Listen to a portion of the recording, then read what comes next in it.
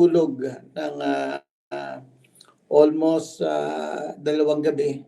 Kasama ko sila Pastor Juni, si Sir Berna, si Mercy, at doon 3 araw kami na panay Bible. Kasama ang mga less than 500 na mga delegates. Maganda. Yun ang makikinig na mensahe, question and answer. Kasi kaya naman kasi ako pumunta kasi yung 2 kong kaibigan na pastor galing sa Amerika nandoon. Sila mga speaker. Kaya doon pinag-usapan pa rin ang medyo mainit na topic, predestination and human responsibility. Mga pastor na yan. Yung parang kwento ni Apostol Paul, yung sa Romans 1:14. Ay, assemble pa. Yung sa Romans 1:14 ba, na sabi ni Paul na victor daw siya. Sandali, ako rin tayo electric fan. Nandito ibang estudyante, mainit. Sandali, excuse me. Sige, Pastor.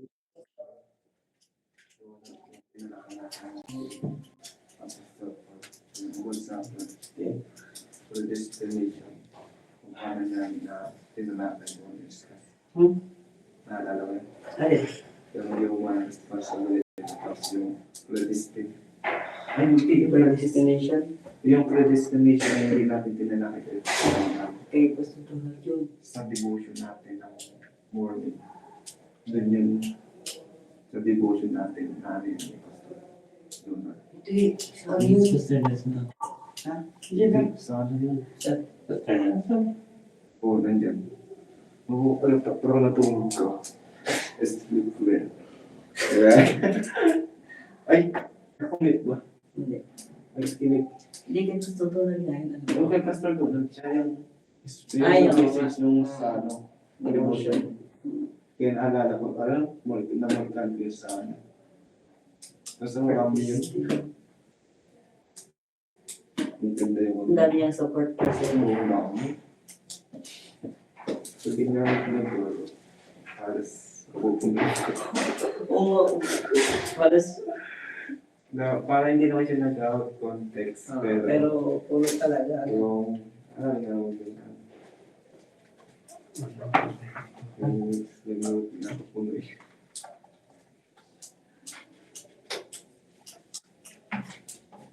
Kung ano yung nag-iwas sa yung conversation na kaya sabi.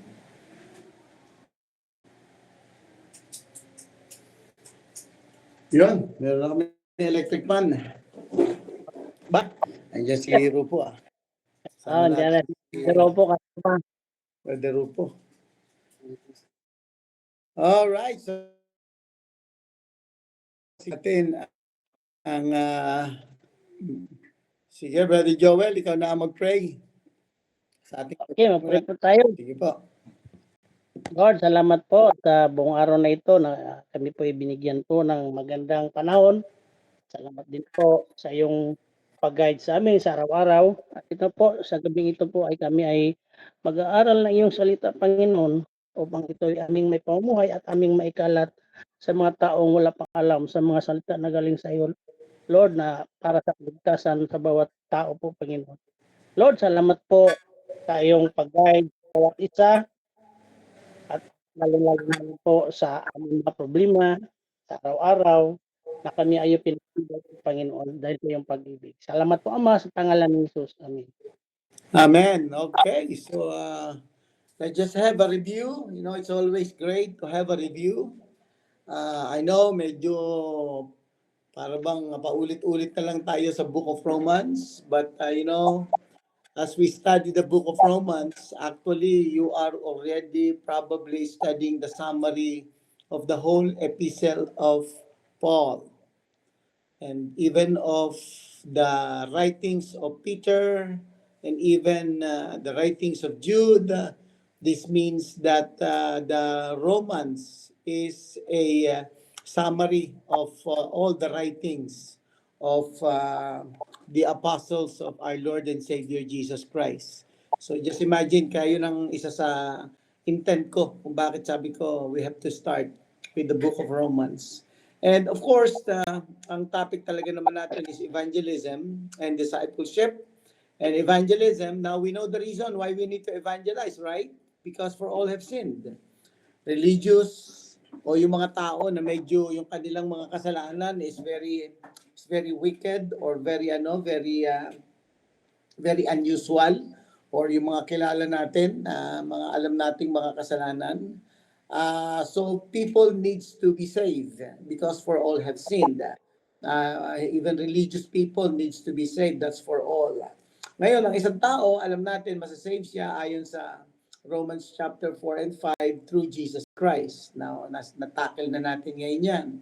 Now, chapter 6 up to chapter 8 is the sanctification of every believer. Yung pag sinabi nating sanctification, mga critical itong mga word na ito, no? Yung justification, ibig sabihin, dineclared tayong righteous ng God through Jesus. Sabihin, dati tayong guilty, dati tayong mga makasalanan, dati tayong condemned, dati tayong patungo sa impyerno. Kasi nga, nagkasala tayo.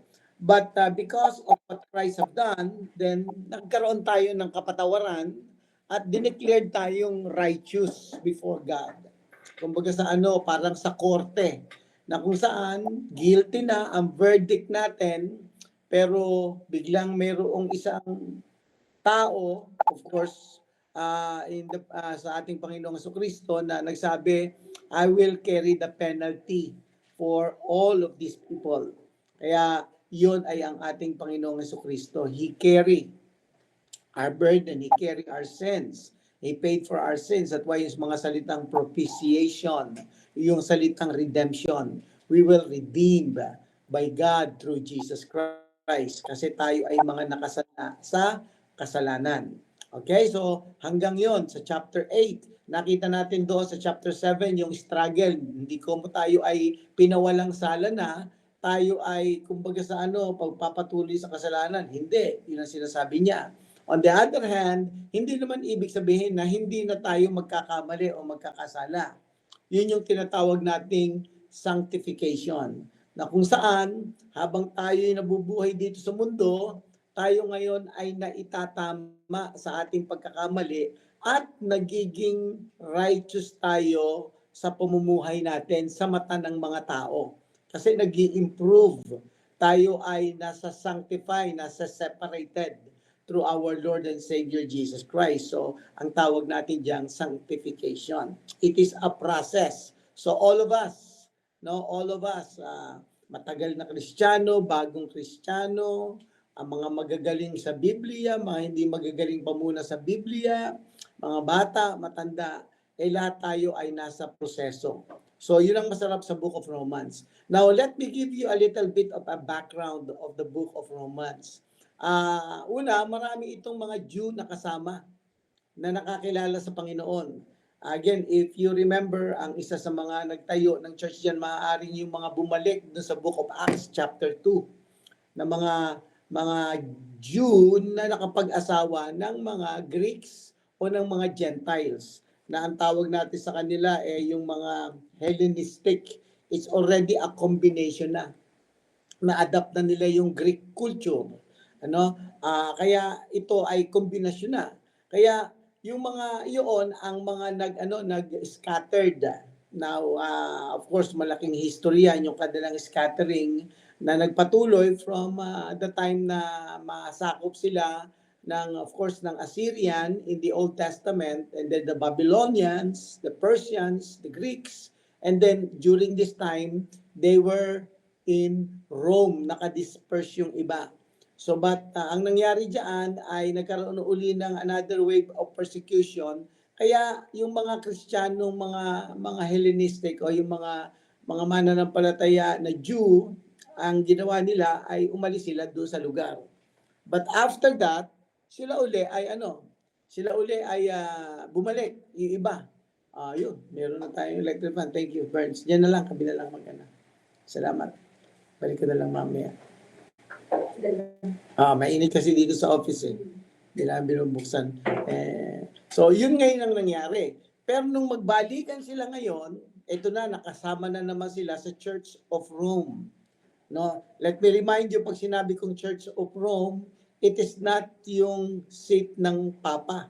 No, hindi yan yung Katoliko kasi during this time wala pa namang mga Katoliko, hindi pa na i-declare that Christianity is the official religion of the Roman Empire. Nangyari yon probably around 311 to 400 AD. This means na nung sinusulat ito ni Paul, ang date niyan ay mga nasa 60 AD. Pag sinabi natin 60 AD, di ba? Ito yung 60 AD, of course. And then, after 400 years or 300, approximately 320 to 360, 320 to 340 years, doon na ngayon yung Roman Catholic lumabas. So in short, I have to clarify that kasi ang sinusulatan dito ni Paul ay yung mga Kristiyano na nag-meet sa kanilang mga bahay-bahay. So ang kanilang mga service noon ay sa mga bahay. Now, of course, nagkakaroon maaari sila ng ng mga fellowship, no? Nagkakaroon maaari ng joint fellowship from time to time. Pero wala sila talagang permanenteng malaking building. Maaring nagsasamba nga sila sa mga synagogue. Kumbaga sa yung synagogue, yung mga parang ganitong maliliit na kwarto na kung saan doon nagtitipon-tipon sila, they are gathering together, they are singing, and they are reading the Old Testament, and probably during this time, because they already know Jesus Christ, yung Old Testament, they are really discovering Christ in the Old Testament. And of course, yung pinag-uusapan nila yung life ni Christ because alam natin 30 years before, si Jesus Christ ay alam nilang ipinako because approximately Jesus Christ lived from 4 AD up to 33 AD. So again, 4 AD to 33 AD, again para maging clear sa ating mga estudyante rito, nasa 2025 tayo ngayon. 2025 tayo, nagsimula yan ng 1. Pag sinabi nating AD, paabante. Okay, tandaan nyo to Pag sinabing BC, paatras. Ibig sabihin, nung time ng mga Greeks, for example, 400 BC, ang susunod nun, 399 BC, 398 BC. Medyo wag na nating pahirapin pa. Ako, ang clue ko na lang dyan, yung BC, before Christ. Well, may mga equivalent yan ng mga Greek. At the same time, may mga equivalent sa sa ibang time. But akin, AD, para maging madali uli sa akin kasi I'm more of a practitioner. Gusto ko na naiintindihan natin yung AD after death. Kaya nagsimula ng 1. Okay? So, pag nagbabasa kayo ng Old Testament, patras, pag ginamit natin ang mga calendar na ito. Alright? So in short, si Kristo ang kanilang pinag-aaralan during the time but in relation to the fulfillment of the Old Testament. Okay? I hope I am clear on that. Now during this time, nung sinulat ito ni Paul, maaaring siya actually ay nasa Corinth. This means that Paul is moving from one place to another preaching the gospel. At yung mga napagpipreach sa niya, doon ay lumalago ang pananampalataya ng mga kapatiran. But history tells us, according to a lot of historians, pag dumarating si Paul sa isang area, normally meron ng mga mananampalataya. Na meron ng mga tao ang Diyos dun sa area. And again, it's probably because of the Pentecost experience in Acts chapter 2. Yung sa Acts chapter 2, nagsipangalat. No? So, yun yung ating background. Okay? So, ngayon, itong sinulat ni Paul ay para sa mga mananampalataya, explaining to them yung struggle ng mga mananampalataya 6 to 8. Now, because there are Jew in the congregation or there are Jewish churches who believe on Jesus Christ during those times, they are very familiar with the Old Testament, that the promise of God is for them. Ibig sabihin, alam nila na ang history ng Old Testament, ito ay history ng mga Jew. Okay? So this means na gusto silang i-address ni Paul yung kanilang issue, baka akalain na kalimutan na sila ng Diyos. Alam niyo, yun ang maganda kay Paul, napipreempt niya yung tao. Kumbaga sa ano, alam niya na, of course, because has the wisdom that comes from the Holy Spirit, na napipreempt niya yung mga tao, paano ngayon ang role ng mga Jew, ng mga Jewish people? Yun naman pala dahil kay Kristo. Itong mga Gentiles na ito, tayo ay iisa na. Dahil kay Kristo, because of Christ, tayo ngayon ay mga mananampalataya na, pinatawad na. Asan yung role ng mga Jew?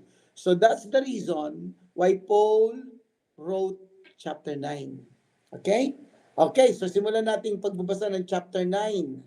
All right? So if Eileen is okay, Eileen, are you okay to read chapter 9? This is one of the most critical issue and verses about predestination and human responsibility accordingly to some, because before Eileen read it, of course, this is one of the favorite verse of the predestination people. Okay, let me repeat that. This is one of the favorite chapter of the predestination people or predestination brethren. No, kasi mga kapatiran natin yung mga yan. Okay, so now basahin natin, magsimula tayo sa verse 1 up to verse 5. Okay, Eileen.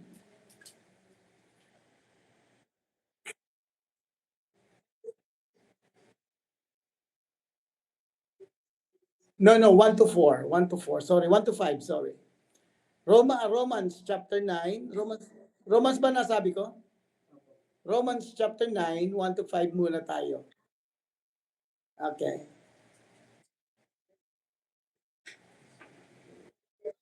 I know. Kadarating mo lang. 1 to 5.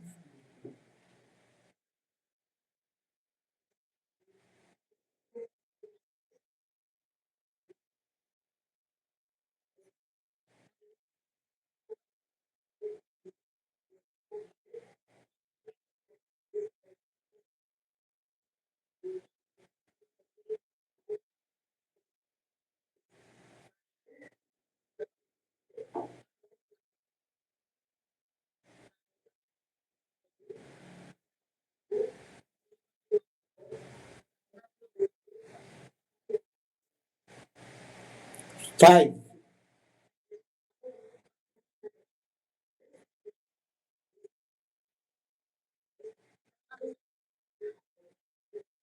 Okay. So now, Paul is now going to the Jewish people na ang term niya dito ay mga Israelites. By the way, anong kaibahan ng Hebrew sa mga Israelites at sa mga Jew? Di ba? Tatlo yan eh. Hebrew, Israelites, at sa mga Jew. Pag narinig nating Hebrew, if you remember, yan ay concerns kay Abraham. Abraham the Hebrew, or Abraham the one who has been separated by God, who was called by God in Genesis chapter 12. So pag narinig nating Hebrew, yan ang ano niyan, separated. Now, pag narinig nating Israelites, saan ang galing yung pangalan niya ni Israel? Kanino muna nagsimula? Kay Jacob. Wow, nagbabasa talaga yung aking mga estudyante rito. I'm proud of you. No? Kasi nagbabasa kayo ng Bible. So yan ay galing kay Jacob. Di ba? Natandaan nyo na nakikipag-wrestle siya with God sa Genesis chapter 32. At yun na nga, ginawang pangalan niya ngayon from supplanter or deceiver, the name of Jacob. It has been changed to Israel, which meaning is the Prince of God. So, yun, di ba? And then, nagkaroon ng 12 anak. Okay? Nagkaroon ng 12 anak. Now, to make the long story short, during the time, after the time of Solomon, nagkahiwa-hiwala yung tribo. Okay? Nagkahiwa-hiwala yung tribo. Yung 10 tribes, tawag natin dyan lost tribes, nasakop ng mga Assyrian. Nagkahiwa-hiwalay sila. Ang natira doon sa area ay si Judah at si Benjamin. Okay? Now, si Judah ang pinanggalingan ng line ng ating Panginoon Kristo. Kaya nga, the Lion of the tribe of Judah. So kaya nga yung Jew, yan ay galing doon sa lahi talaga ni Judah. Na of course, lahi din patungo kay Jacob at kay Abraham. No, ngayon, yung mga taong yon ang tinatawag nating mga Jew. Pero eventually, alam din naman natin na ang mga Israelites is also from the group that is being called as the chosen people of God. Okay, so yun ang kaibahan noon. Kasi na-develop yung words as we go along with it. Now, dito makita natin dito na si Paul, yun ang kanya ngayong ina-address kasi sabi niya, ang Diyos ay nag-reveal himself sa Jews and sa Jews and Gentiles. Now nakita niya that all have sinned and therefore everybody needs Christ. That's why he proves by using Abraham and David as an example of faith, that they had been also justified by faith, that David was forgiven because of faith. Kinote niya sa Romans chapter 4. Si Abraham, tinawag siya ng Diyos bago pa siya gumawa at sumunod si Abraham even before he works or he obeys. No? In short, pinapakita doon talaga na itong si Paul ay love niya itong mga taong ito. Sabi niya, I am not lying, or my conscience also bearing me witness in the Holy Spirit. Now, yung konsensya, ano ba yon? Lahat ng tao may konsensya. No? Maraming talata sa Bible about conscience. So lahat ng tao may conscience. But it has been marred because of the fall of man. Kaya ngayon, ang conscience ngayon is depende yan doon sa environment o natututunan ng mga tao. Let me repeat that. Yung conscience needs the Holy Spirit for it to be guided by the Holy Spirit, which is, of course, pag sinabi natin yon, Word of God din. Okay? Pero ang konsensya, na diyan, minsan yung mga tao, nalilito tayo, bakit siya mabuti, bakit siya ba't di siya makagawa ng masama? Kasi nakukonsensya siya. Bakit siya nakukonsensya? Kasi nga yung kinalakihan niya, kasalanan yon. Masama yon. Mali. Okay? So, depende yan kung ano yung na-absorb mo sa culture, kung ano yung natutunan mo. At pag gumagawa ng batas ang mga gobyerno, ayan, pag nilalabag natin yan o nilalabag nila, yung conscience na babother because they think that they have violated the law. So pupunta na ngayon yung guiltiness, di ba? So in short, yung lahat ng tao may conscience. Kasi I have to clarify this. Kasi maraming mga tao nalilito sa voice of the Holy Spirit or the words of the Holy Spirit and the voice of conscience. Akala nila, banal na espiritu yung nagsasalita sa kanila. Hindi nila alam, it's only their conscience because may awareness ng right and wrong ang conscience based on what they learn, based on what they see. Okay? Maliwanag ba yun? Now, bigyan ko kayo ng isang halimbawa na hindi pwede maging basihan ng conscience. Ang mga cannibal ba, pag kumakain ng tao, pumapatay ng tao, niluluto ang tao, kinakain ang tao, nakukonsensya ba ang mga cannibal?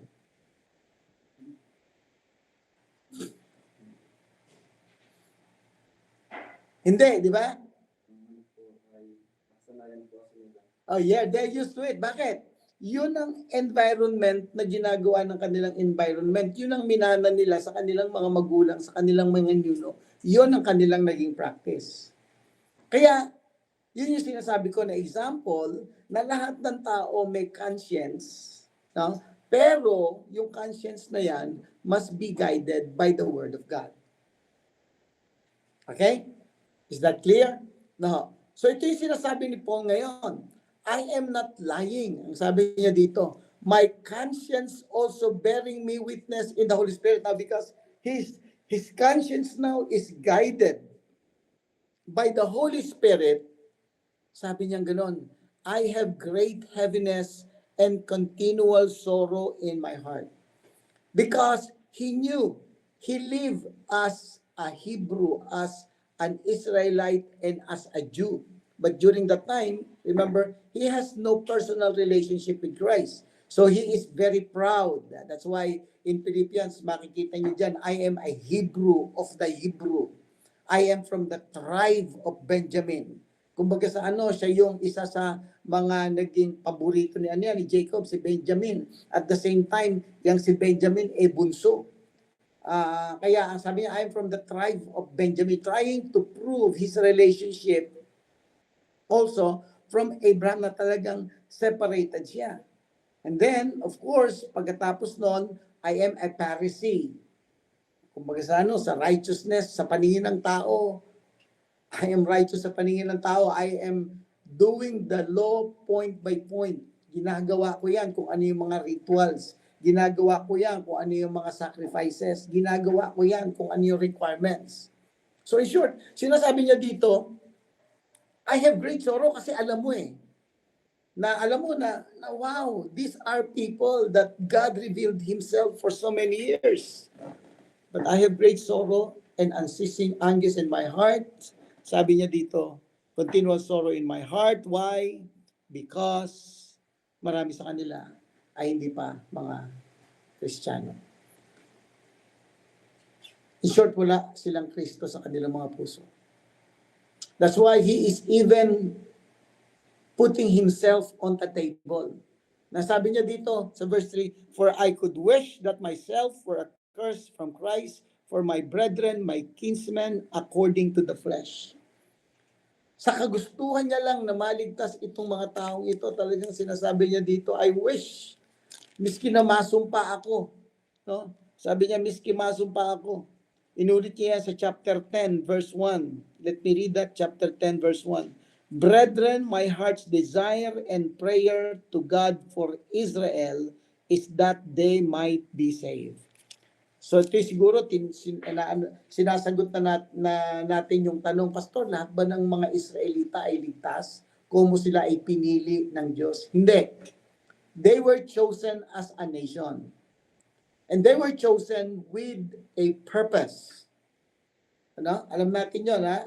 Let us clarify that. They are chosen with a purpose. If you will go back to the Old Testament, ang talagang purpose ng Diyos sa kanila to reveal Himself to the nations through this group of people, through this nation, through Israel.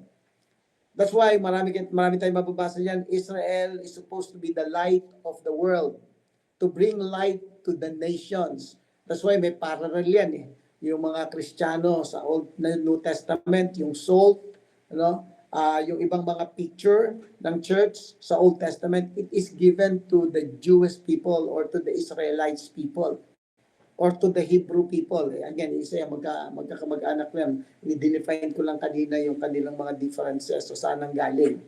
But in reality, they are the people chosen by God. So sinasabi niya dito, hindi lahat ng mga Jew ay ligtas. Of course, eventually, marami ang maliligtas. Even right now, no? According to some missionary, maaaring I'm not really accurate at this time, but it's still a very low percentage of follower of Christ or Christians Jew.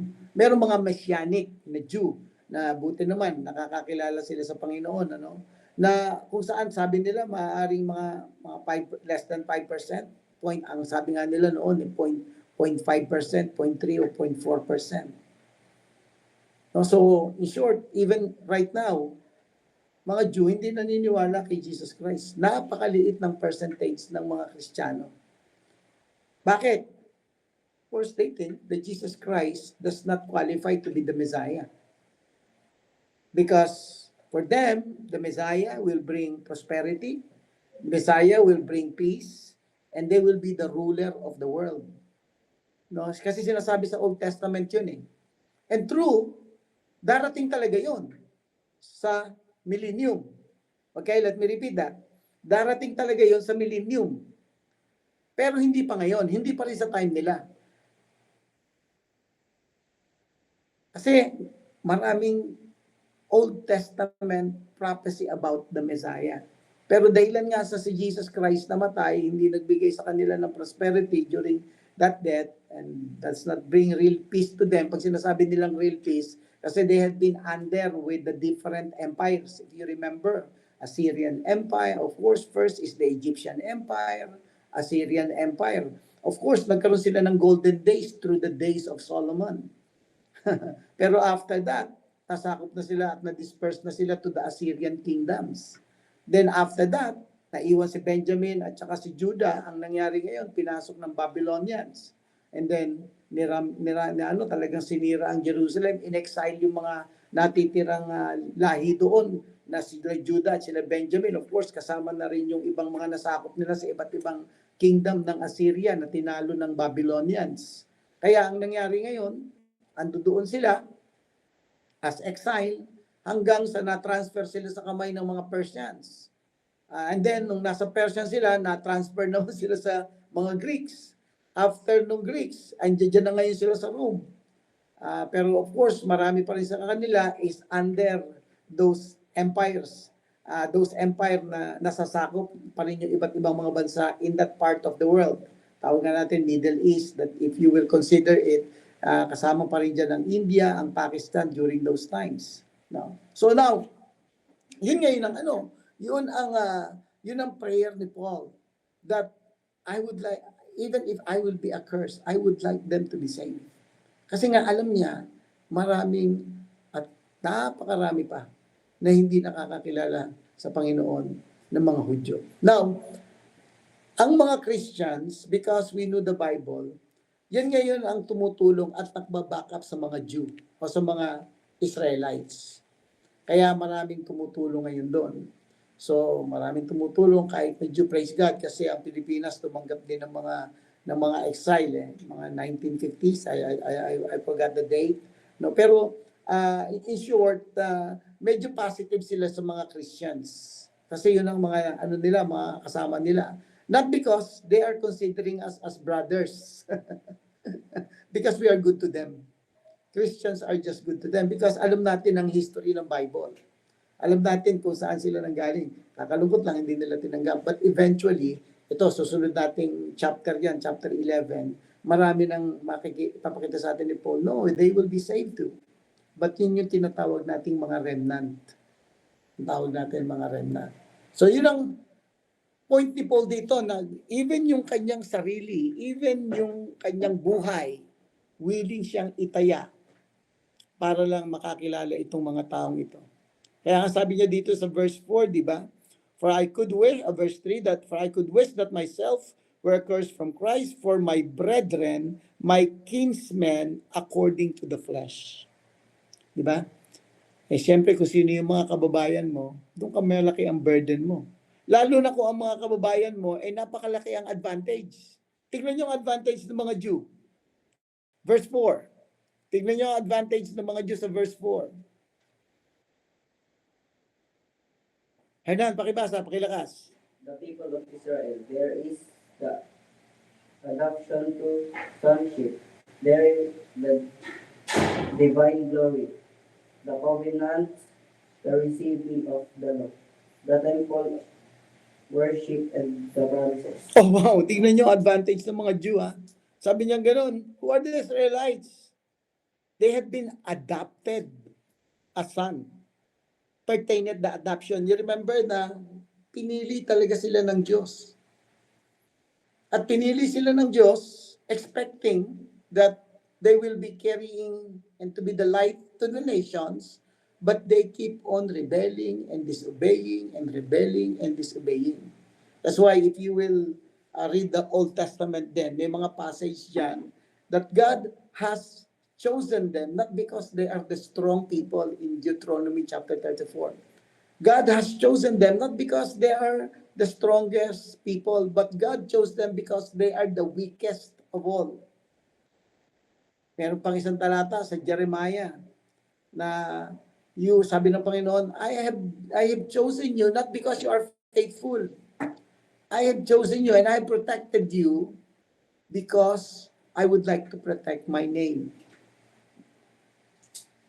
In short, kahit na ang history nila medyo mga rebellious at yun ang reason kung bakit sila nadi-disperse from those kingdoms. because of their rebelliousness and disobedience, but because God made a promise to them. And that is a promise that He has given to Abraham. Nang natutulog pa si Abraham. Ibig sabihin, ang promise kasi, ang covenant, normally ginagawa ng dalawang tao yan. May agreement sila from both. Pero dito, at this particular time, nung si Abraham, if you remember, nung natutulog si Abraham, ang Diyos ang gumawa mismo ng promise habang tulog si Abraham. In short, it's a one-sided promise. It's a covenant. Of course, ginawa na lang yan ng circumcision as a reminder for all of them.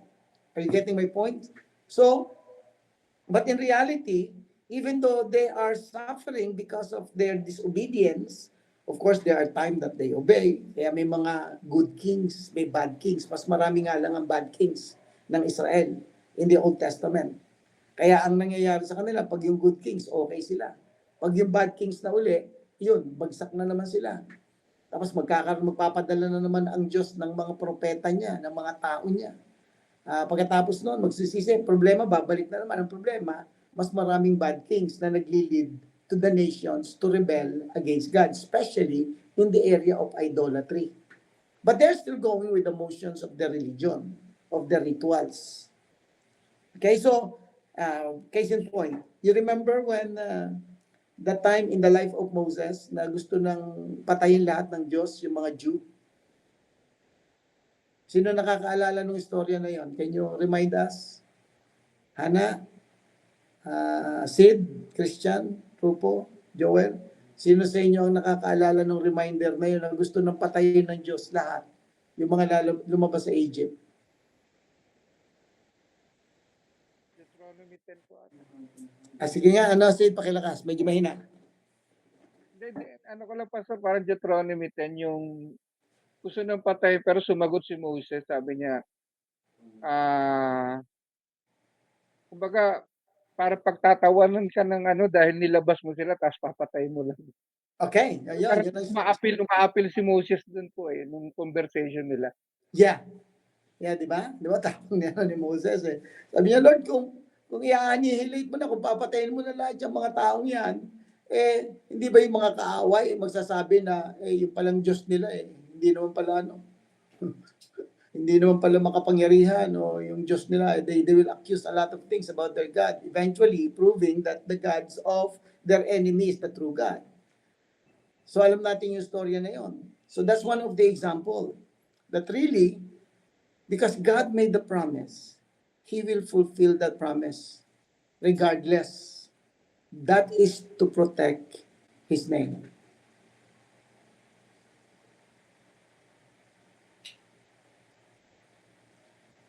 So ito ang ang kanilang istorya. That's why they had been adopted as son. Inadapt sila with a purpose. Let me clarify that again, with a purpose.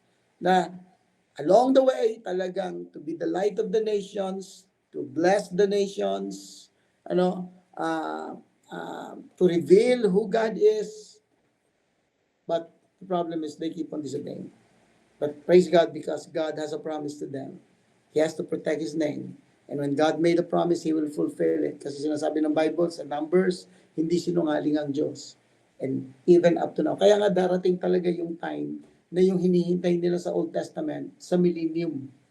Yung tinatawag nating 1,000 years reign of Jesus Christ. No? That's the strongest argument, I believe, for the pre-trib. But anyway, that's another issue. That's another issue. So yun, sabi niya dito, who are the Israelites? To whom pertained the adoption? They are adopted the son. And the glory. You remember kung paano talagang inire-reveal ng Diyos yung kanyang sarili sa mga taong ito. You remember the tabernacle? Nakikita nila yun, na-experience nila. You remember nung umakyat si Moses para kuhanin yung 10 Commandments? Even yung mountain, talagang dumaragundong sa boses ng Diyos. Nakita nila yung recorded sa kanila yung pillar by fire by night. Pag naglakad sila, recorded sa kanila yung parting of the Red Sea. Recorded sa kanila, even yung parting din ng sea during the time of Joshua. Recorded sa kanila kung paano talagang ang Diyos nagpakita sa kanilang mga ninuno. And they believe it. And most of them, all of them believe that. They have seen the glory of God even on a distance. Ang sabi niyan, and the covenants, di ba?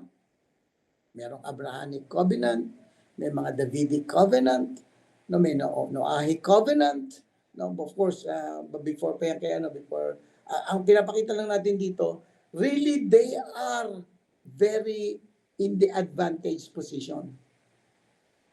Para talagang matamasa sana nila ito because they had been waiting for it for so many long years, for hundreds and even thousands of years. May covenant sa kanila ang Diyos. And then at the same time, the giving of the law. Di ba? Alam natin yan. Binigay sa kanila yung 10 Commandments. Alam nila.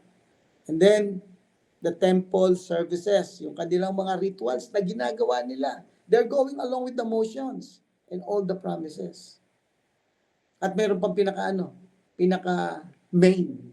Tingnan sabi sa verse 5. Tingnan nyo ang pinaka-main, pinaka-main revelation ng Diyos which tinanggihan nila. Gerald, can you read it? Verse 5 po. Mm. Tagalog po ito. Sige. Verse 5, sa kanila rin nagmula ang mga patriarka Kay Abraham yan, ha? at tungkol sa kanyang pagiging tao. Si Kristo ay nagmula sa kanilang lahi. Ang kataas-taasang Diyos ay kailanman. Okay, so it means even si Christ comes from the Jewish people. It comes from the Hebrew or separated. The word Hebrew means separated because pinangako na yan ng Panginoon kay Abraham sa Genesis chapter 12. And all the families of the earth will be blessed through you. And that is the arrival of Jesus Christ. Paul explained that in in Galatians chapter 3. Na yung all the families of the earth will be blessed. Yan yung through Jesus Christ. Na ngayon nga, everybody who will believe on our Lord and Savior Jesus Christ is really blessed. Sabi sa Ephesians, blessed with every spiritual blessings in Christ. At pag may spiritual blessings, I believe, merong mga kasunod na mga blessing. No? May mga kasunod na mga blessing. I believe that because really, yung power na nasa atin is the resurrection power and therefore, it will be our power to live a newness of life. Yun ang sabi, nakita natin sa Romans chapter 6 verse 4 yun. Okay? So, this is also one of the verse that proves that Jesus Christ is God. Di ba meron kayo nakakausap na na mga hindi naniniwalang si Kristo ay Diyos. Sa inyong pag-evangelize, sa inyong pakikipag-usap sa mga tao, there will be people who don't believe that Jesus Christ is God. Just like for example, Iglesia ni Cristo, Jehovah's Witness, yung mga Mormons, mga hindi naniniwala yan na si Kristo ay Diyos. Now, if you are talking to them and they will tell you that Jesus Christ is not God, then Romans chapter 5 or chapter 9 verse 5 is one of the verse out of the many other verses. Tingnan niyo sabi sa English, di ba? Especially sa King James.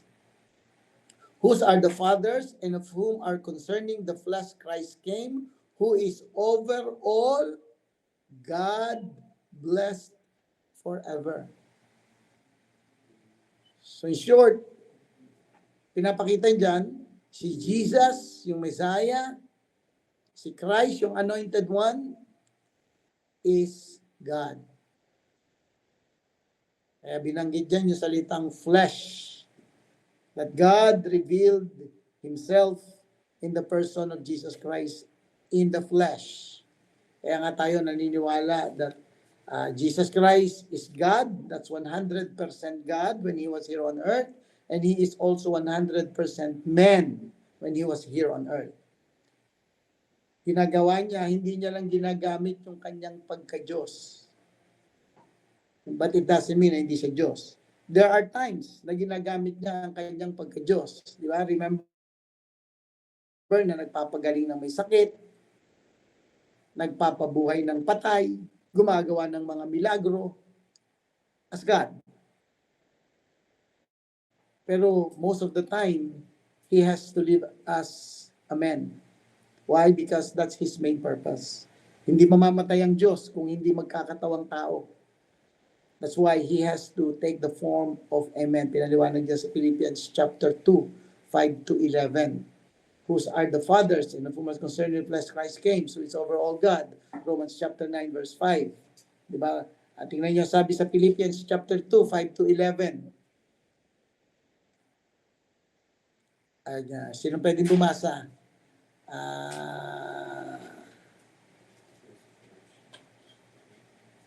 Hana, pwede pakibasa? Philippians chapter 2, 5 to 11.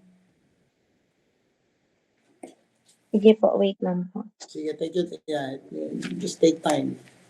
So meron na tayong dalawang verses about Jesus Christ, ha? He's God. Philippians chapter 2, verse 5 to 11 po. Sa ASND ko po babasahin. Okay. Dapat maging katulad ng kay Kristo Jesus ang pananaw niyo. Kahit na nasa kanyang katangian ng Diyos, hindi niya itinuring ang pagiging kapantay ng Diyos bilang isang bagay na dapat panghawakan. Sa halip, ibinaba niya ng lubusan ang sarili niya sa pamamagitan ng pag-aanyong alipin. Naging tao siyang tulad natin, at sa pagiging tao niya, nagpakumbaba siya at naging masunurin sa Diyos hanggang sa kamatayan, maging sa kamatayan sa krus. Kaya naman itinaas siya ng lubos ng Diyos at binigyan ng titulong higit sa lahat ng titulo, upang ang lahat ng nasa langit at lupa at nasa ilalim ng lupa ay luluhod sa pagsamba sa Kanya. At kikilalanin ng lahat na si Kristo ang Panginoon sa ikapupuri ng Diyos Ama.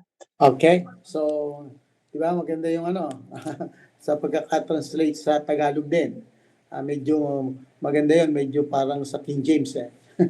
Let this mind be in you is also in Christ Jesus, who being in the form of God, thought it not robbery to be equal with God. Kumbaga sa di ba? Na siya ay sa ibang pagkakaano yan. Ang sabi niya, kahit na siya ay Diyos. Of course, medyo argumentahan tayo ng who even in the form of God. No, medyo argumentuhan tayo niyan, but really in that word, pinapakita lang talaga na siya ay hindi niya ginawang kapantay ang Diyos, hindi niya pinanghawakan yon because he is a human being. So yun ang argumento natin diyan. I'm looking yung counterpart ng ng Philippians chapter 2. Yung salitang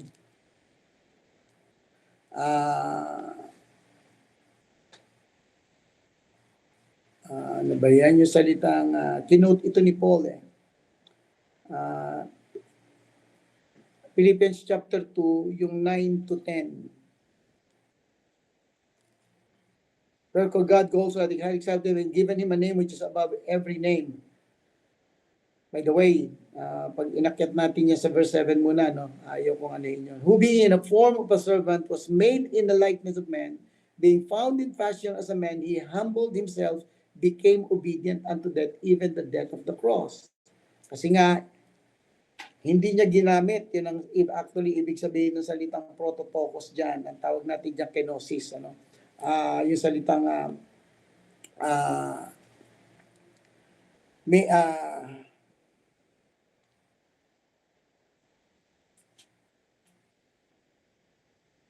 okay. So let me hinahanap ko yung word. But yun yung sinasabi natin dito na siya ay nagkatawang tao. Now verse 9 tells us na wherefore God also hath exalted him and given him a name that's above every name, that at the name of Jesus, hinahanap ko sa Old Testament, particularly in Isaiah, na sa Diyos, kasi ginagamit ng iba yan para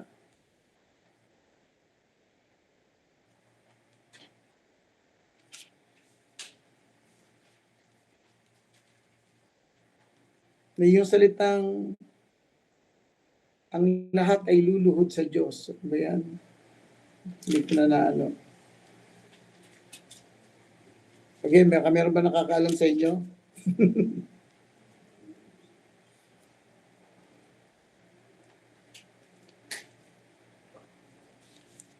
I just arrived kasi, kaya hindi ako nakapag-review.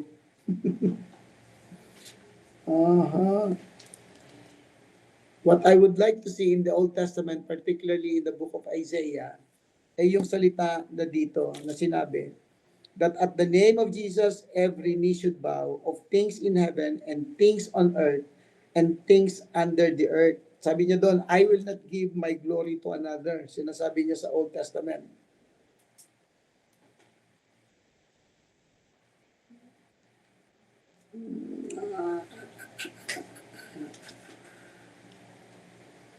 Ang aking mga theologian, si Sido, si Christian.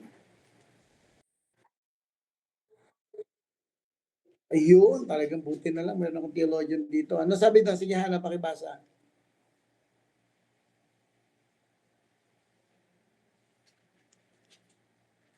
(22-23). Si Ate Ayun, Pastor. Ay, ano ba yan? Si Eileen pala yan. Sorry, Eileen. Eileen, pakibasa. 22-23, yung sinabi mong verse. Akit lang natin, isama na natin yung isama na natin yung 21. Sige, Eileen, pakibasa mo 21-23.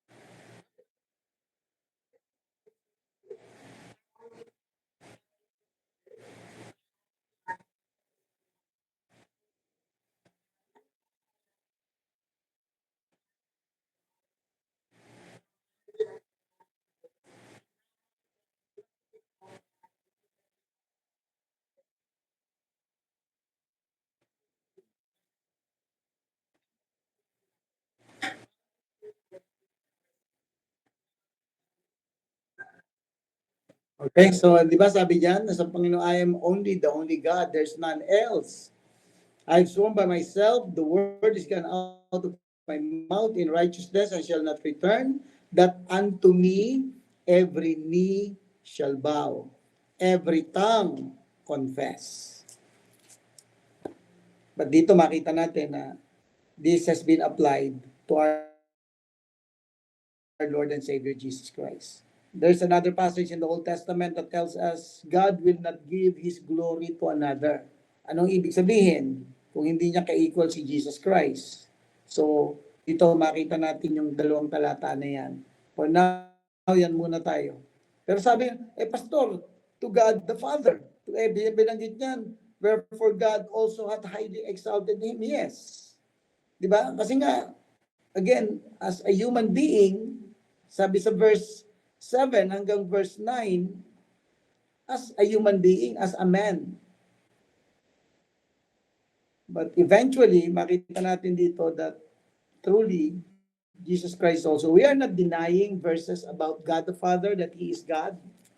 No, kasi makikita nyo, nasasabihin ng iba, tinawag ni Jesus Christ, my God, why hast thou forsaken me?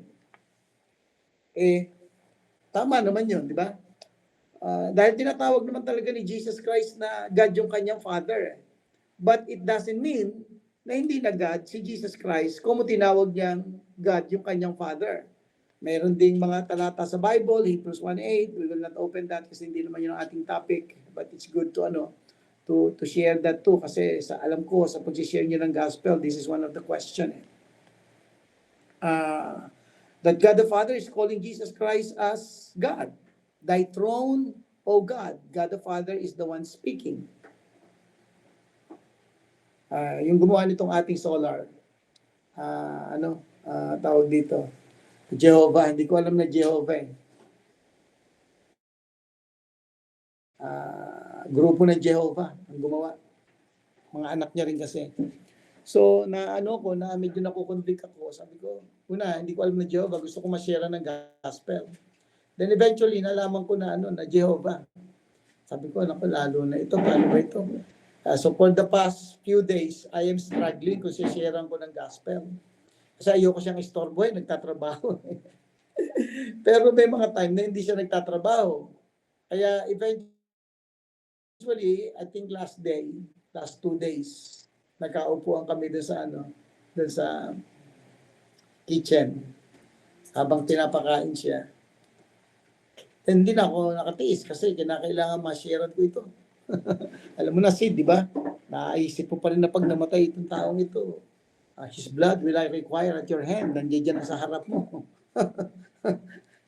Kaya naman ako na-impress sa kanya kasi bumabanggit siya ng mga Bible verses every time na may issue kami sa Sabi ko, pasensya ka na. Sabi ko sa kanya, sabi niya, yeah, because the Bible says be patient. I'm okay. Minsan nababanggit ko na yung na kasi ako, medyo puti na yung aking buhok. Sabi, babanggit na naman siya ng verse. Babanggitin niya yung white hair is a symbol of wisdom. Mga nasa nasa Bible yun eh. Kaya sabi ko. Kaya na-impress ako. Hanggang na-discover kong Jehovah. And then, nag-upuan na kami. Of course, they don't believe that Jesus Christ is God. Nagbubukas siya ng mga talata. Kaya ang Bible nila is New World Translation. Siyempre, sarili nilang translation yan. So, hawak niya yung kanyang meron silang may talagang naka-download din yung kanilang Bible eh. Pero, may mga ilang verse yan na I am quoting him. Ibig sabihin na nakakatch ko siya dun sa verse na binibigay niya. Na sinasabi niya na Jesus Christ is not almighty. Sabi ko, di buksan sa Revelation chapter 1 verse 7. Pag napakitaan kita na Jesus Christ is almighty, paano yun? At napakitaan din kita ng Bible verse that God the Father is just a mighty God in Psalms 50. Sabi ko sa kanya, basa siya.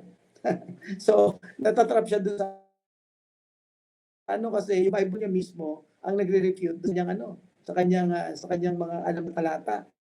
Kasi kahit na yung mga talatang yun, yung mga verses na yun is sa translation din nila, ganun din ang pagkakatranslate. Hindi naman nila ma-adulterate ng buo ang Word of God. Sigurado ko sa tingin ko, sabi ko, hindi lahat yan mababago nyo. May mga cases dyan na hindi nyo mababago. Sa dami niyan tumama nga ako. Kasi kahit hindi naman ako nagbabasa ng New World Translation, pagbasa niya ng Psalms 50, pagbasa niya ng Revelation 1:7, nakita niya Jesus Christ is Almighty. Yun ang pagkakatranslate.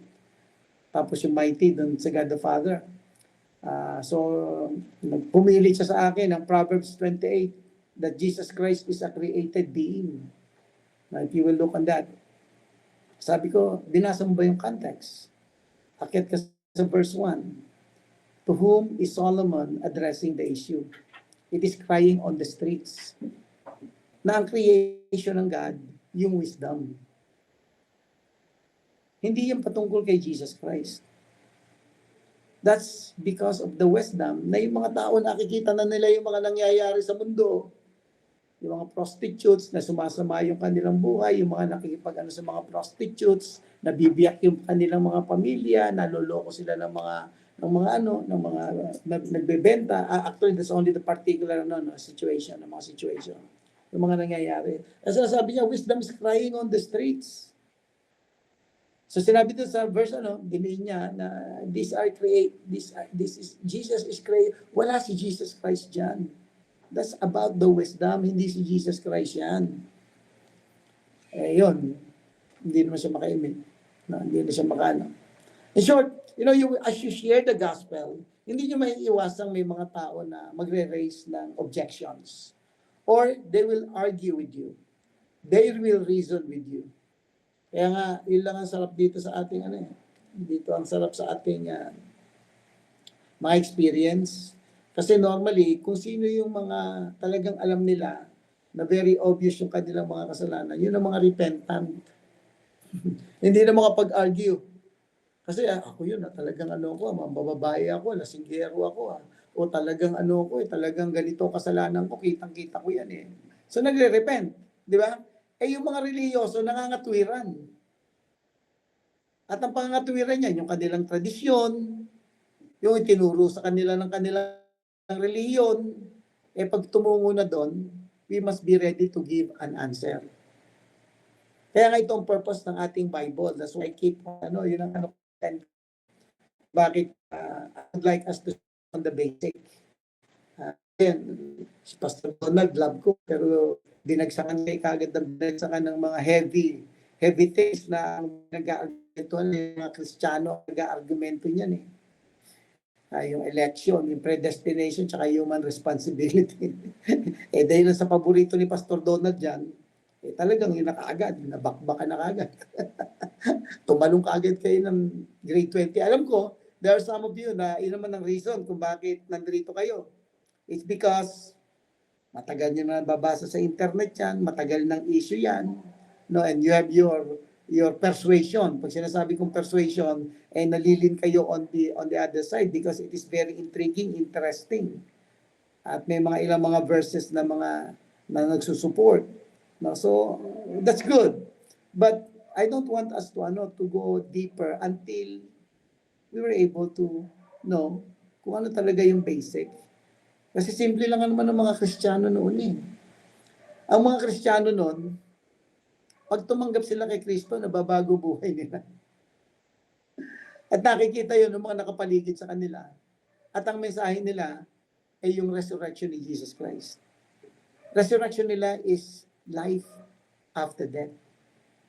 Ayun ang kanilang message. Of course, that's part of the message, but that's the key message.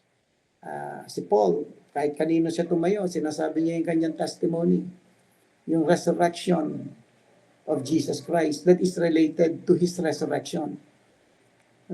Kaya, ito yung reason natin kung bakit tayo nag-aaral.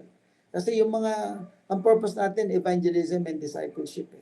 In short, in-expect ko na ang mga makakausap natin muna ay yung mga gusto nating evangelize. Yung evangelize natin ngayon is not as easy to evangelize not just like before. Kasi noong panahon namin, kami lang ang source ng Bible.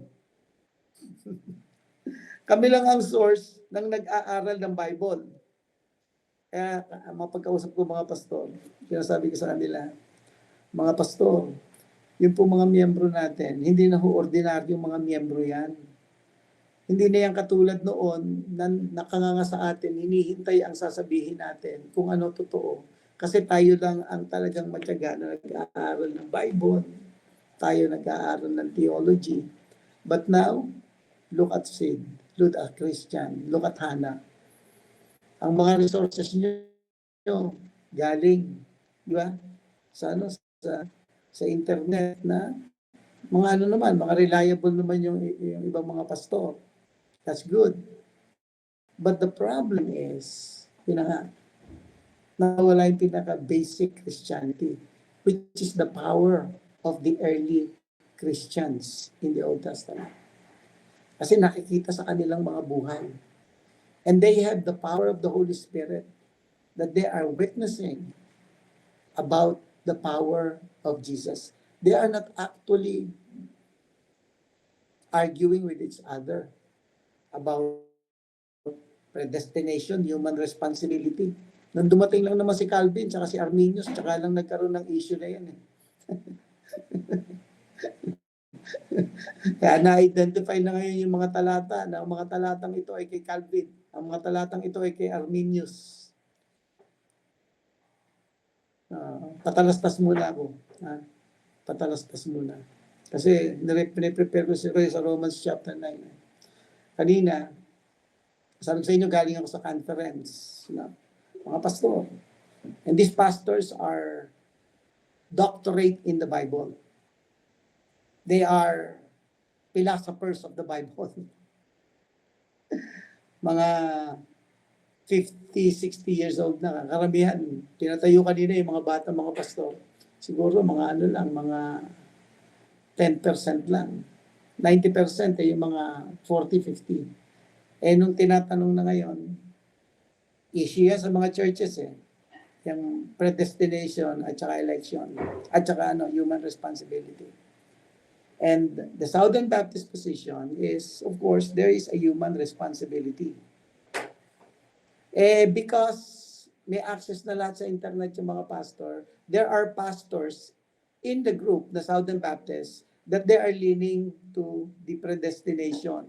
Because, meron silang mga access. Of course, John MacArthur, ng you know the verses. Many of you know the verses about predestination. I will not mention that. Kasi hindi naman ang mention verse doon eh. Pero yung kaibigan kong pastor, na tinatanong kasi galing sa Amerika, Pastor Dan Santiago. He has a doctor in ministry too. 65 years old. So you can imagine, may edad na rin. So hindi niya dinidispute. Sabi niya, yeah. But the Southern Baptists believe we are leaning on this. I am not saying that you are wrong. Kasi as long as the framework, as long as salvation is by grace, by faith alone through Jesus Christ. At doon naman talaga nagkakaisa kasi meron tinatawag na na Baptist Faith and Message. At yun ang tinatalakay. So pinapaliwanag niya, yeah, even the South Baptists in America, there are new generation who are Southern Baptists and their persuasion is they lean more on the predestination and that's what they believe. Which is good, but they're still member of the Southern Baptists. And I'm talking about 45, mga 100,000 ng mga pastors.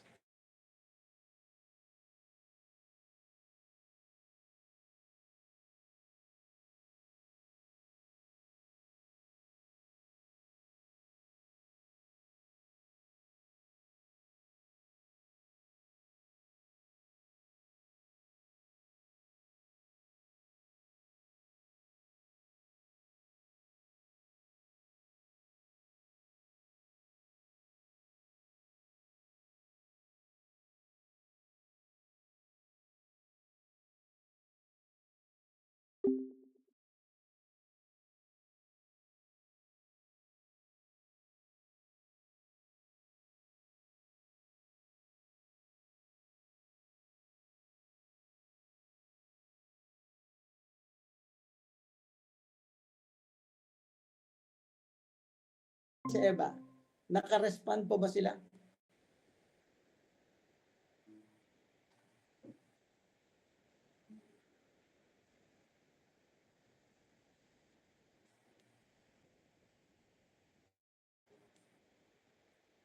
Naka-ano sila, di ba? Naka-respond.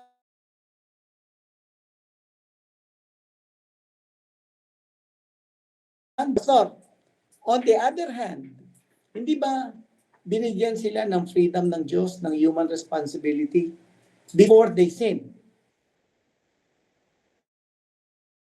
Sabi ng Diyos sa kanila, you are free to eat all of the fruit of the trees in the garden. Except for one. So this means that before the fall, God is giving them a human responsibility. So ngayon, ang tanong, nung bang bumagsak ang tao, wala nang human responsibility? Remember the context. Bago pa sila bumagsak, may human responsibility na sila. Hindi pa sila patay. Hindi pa sila patay na hindi nga makaka-respond. Pero binigyan na sila ng human responsibility. Ang tanong, nagkasala, bumagsak, nawala ba yung human responsibility? It doesn't mean that you're being saved, sabi niya, because of yourself. Because man is totally depraved. Of course, minsan sa argumento ng other side, totally depraved, kasama dyan ng human responsibility, hindi siya makaka-response kasi patay nga eh.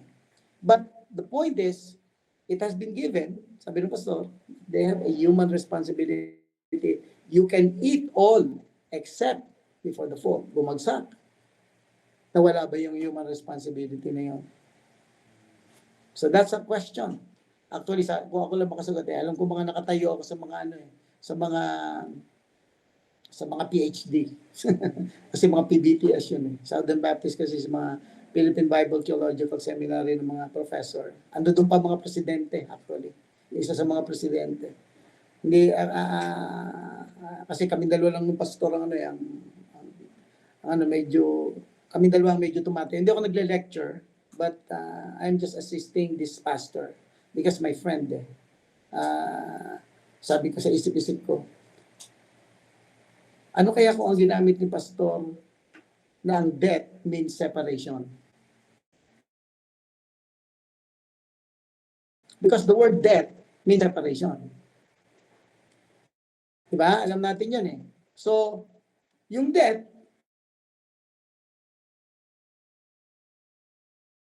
separation.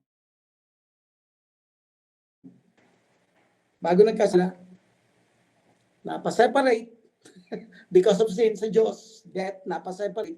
Does it remove the human responsibility of it? Okay. So, I'm just throwing that one kasi yun din ang tinuturo kay Pastor Donald pag nag-uusap kami. Because very strong si Pastor Donald. Eh. So, Pastor Donald, so how can you answer this? Sabi ko kay Junit at kay Berna, yan din yung tinanong kay Pastor Donald pagka medyo inaantok akong nagdadrive para lang magising ako at para magising ang kanyang diwa. Kasi pagka yun ang pinag-uusapan, nagigising ang mga pastor. Kasi mga argumentong ganyan eh. So, hindi makasagot si Pastor Donald. Pero alam niyo, may isang tumayong pastor. Sabi ng pastor na to, dito ako na-struck. Sabi niya, kasi doon sa Baptist Faith and Message, meron nakalagay na without boasting and not proud. Kasama yun doon sa doctrine of grace. Kasi ang isa sa is of course pinag-usapan muna doon yung Trinity, yung nili-review yung mga pastor because they know this is one of the issue. So doon sa God's grace, God's election, nakalagay din doon yung salitang without boasting and proud. Nasabi ng pastor na tumayo, Pastor, ako po na-split yung church ko. Sabi niya, kasi po pinipilit ng mga nasa kabila patungkol sa mga predestination na yung mga lahat ng tao namin maniwala sa kanya at nung ayaw makuha, ang nakuha niya ngayon, yung iba naming mga miyembro. They are so proud of what they believe. And because they are proud of what they believe and they boast about it, it is going to the people. Kaya na-split yung aming church. And you know, that's one of the problem ng mga churches ngayon. Ini-split. Sad to say, yan ang mga realidad. Ini-split ng mga predestination yung ibang mga Baptist at ibang mga churches. Because they are insisting on it. As if they really knew the mind of God. Because of some verses that proves it. So, sabi ko, yeah, that's the problem. Kaya sabi ng pastor, ito, hindi, sa amin sa Amerika, may mga kasamahan kami, mga pastor, na yan ang stand. Pero hindi sila umaalis sa amin at hindi sila nag-i-split na church. And the members know it. And I hope that would be our attitude. Na may mga makakausap tayo na nasa other side. Ibig sabihin, may mga human responsibility. They have their own argument. And we cannot disprove it because it is also supported by different verses in the Bible. So, yun ang isang issue na pinag-usapan. Isipin, paulit-ulit lang naman yung pinag-usapan. Because that has been an argument from the time of Calvin and Arminius na kineri natin ngayon, na-identify na sila ngayon, na sila na ngayon yung dalawa. That's why nakakalungkot kasi nga, sabi ng pastor, alam mo pastor, ako bilang dami ko binasa yung kanilang elemental theology ng Reform. Ang daming mga explanation, pero kukunti ang mga verses. Because it's more of the intellectual people. Normally, gano'n naman talaga nangyayari. Now, we are not disproving that they are wrong. What we are saying is, the attitude must goes along with it. Ako nga, meron ako yung Bible study ko sa Amerika, mga doktor. Isa yan sa issue namin for 10 years. Yung iba, hindi na nag-church. Sabi ko, ang tunay na elected, nag-church. Ang tunay na elected, nagsishare ng gospel. Pero yung iba kasi, dito na lang sa mind. And that's what I like with Pastor Don. No? Si Pastor Donald, kahit na gano'n ang stand niya, continuous ang evangelism niya. Kaya hindi ako namumblema sa ganyan sa kanya. Because alam niya yon. You know? On the other side, sa akin, sabi ko nga sa inyo, nakatulong sa akin yung issue na yan. Kasi ngayon, pag nagsishare ako, hindi tumanggap. Sabi ko lang, hindi elected to. Ayoko ipilit. Hindi katulad dati. Pipilitin ko ng pipilitin. Talagang mamamatay ako. Hahabulin ko yung mga yan. Hanggat hindi lumalagpas ang alas 12 ng gabi, baka mamatay kinabukasan. I'm also putting the salvation of this man to my hand. Kasi akala ko ako ang kanilang pag-asa. Sometimes you are depending on your own strength for them to receive Christ. Diba? For them to accept. Actually, isang issue doon sa another issue ang sinner's prayer. Anyway, another issue. So, okay. So, tapos na yung ating patalastas. Baka meron kayong question muna. Meron kayong addition. O meron kayong sige, tanong, para meron tayong patalastas. Sa pagbabasa ng Romans chapter 9, walang mga tanong? Alright. So dito na ngayon, in-address na ngayon ni Paul sa Romans chapter 9 verse 6. Yung mga pinaliwanag niya dito, actually dalawa ito eh. Yung mga national na Israelites at saka yung mga tunay na mga Israelites, yung mga spiritual na nag-a-apply na ngayon sa mga patungo na siya sa mga kung ano ang yung kanila as a nation and then as an individual. Okay? All right. So Romans chapter 9 verse 6. Saan natin yan? Verse 6 to 18.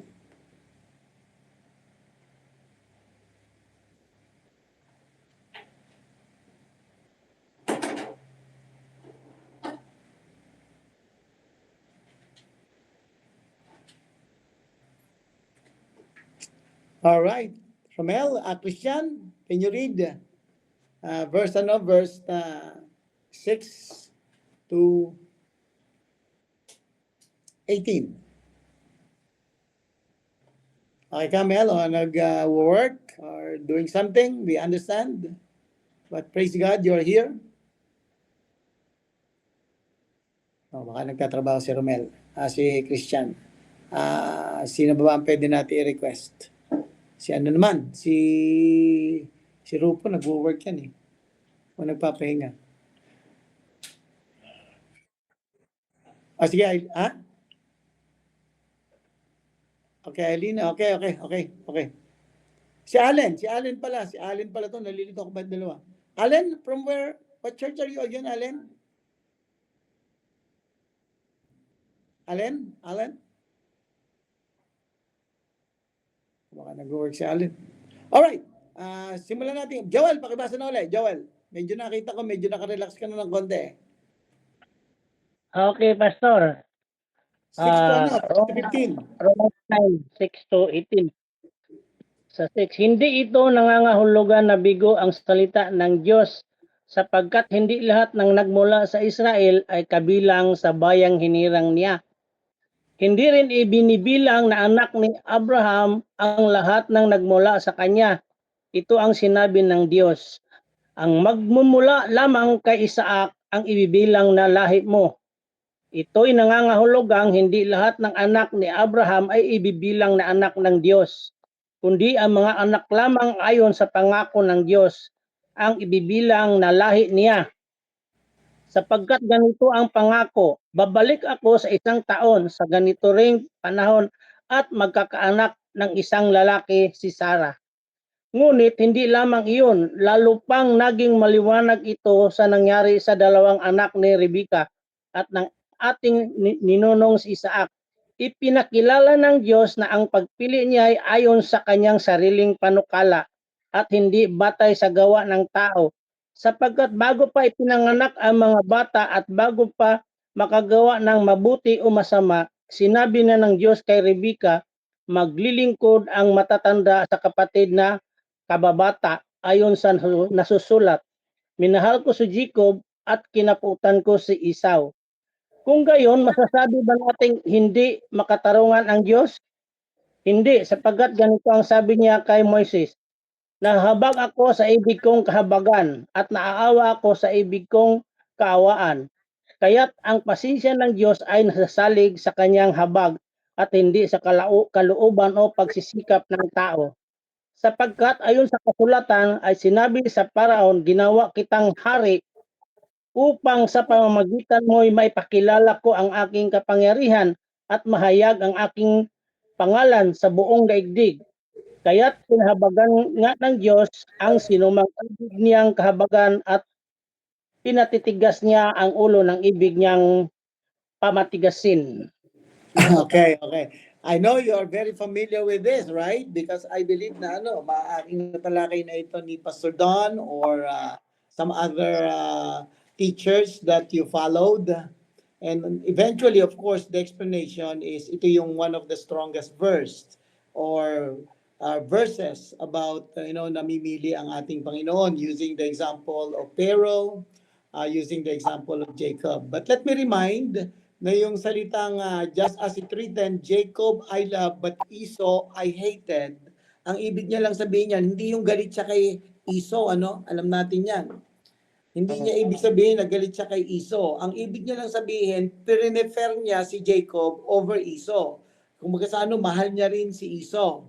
At alam din naman natin na maraming tao din ang nanggaling sa kanya. Eventually, along the way, if we will read it, makita din naman natin yung mga descendants na mga initially, kakampi nila, magkakasama sila. Kasi alam natin na nag-away ang si Jacob at saka si Esau.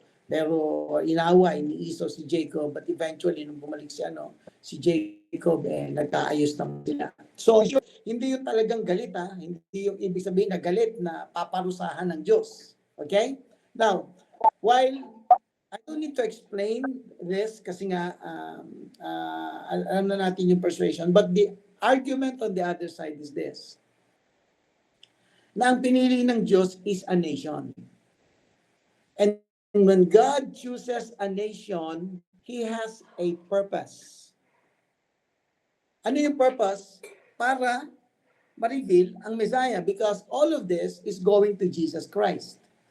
Actually, that's one of the argument according to this pastor na nag-lecture that even Ephesians chapter 2 that started with chapter 1, we are blessed with every spiritual blessings in Christ, in Christ, in Christ. In short, ang kanyang argument is, we are chosen because Christ is chosen. Because we are only chosen because of Christ. And because Christ is chosen, yun ang basihan ng ating pagiging chosen. Kasi sinagot niya Ephesians chapter 2. Na pinaliwanag niya yung other side of it. But what he's also saying is, yung purpose ng Diyos, kaya pinili ang Israel. Na dapat manggagaling sa kanila yung tagapagligtas. And they were chosen as a nation. Of course, namili din ang Diyos kay Moses. Kasi mayroong purpose ang Diyos kay Moses. And that is to move out the people of God out of the land of slavery of Egypt. So in short, ang punto niya, again, ang punto niya, gusto niya ipaliwanag ito on the other persuasion, on the other side. Which is not only him. Because there is a debate between Flowers and between White, na patungkol din dyan. Si White, again, let me just use yung paboritong word ng mga taong Calvinist, very strong. But so ginagamit niya itong talata na ito. But on the other side, ang argument ni Flowers is the same argument with this pastor. Ang ginagamit niya yung it is with a purpose. Kaya sila pinili, God has a purpose for their life. At sinabi niya, even sa Christians, kaya tayo pinili with a purpose. And that is for good works. That is for us to be conformed to the image of Christ, which is binanggit niya sa Romans chapter 8. Di ba mga talata? So in short, ganun din, as a nation, pinili ng Diyos ang Jew, based on this text, pinili ng Diyos ang Israel as a nation with a purpose. And the purpose is for the revelation of Jesus Christ. Kaya pumunta dito ngayon sa mga tao na walang makakaano sa purpose ng Diyos. Kaya ikaw, pero patitigasin ko ang iyong puso. Because you are trying to prevent. So that's the argument on the other side. Okay? Just to let you know that Romans chapter 9 to 11 has a different explanation for others in support of the human responsibility. Because they are interpreting it based on the general statement that Paul is really talking about the nation of Israel. It is not about individual choosing of God for salvation. You see the argument of the other side? Which, of course, may mga talata dyan, I will have mercy on whom I will have mercy. Karapatan naman talaga ng Panginoong Diyos yun.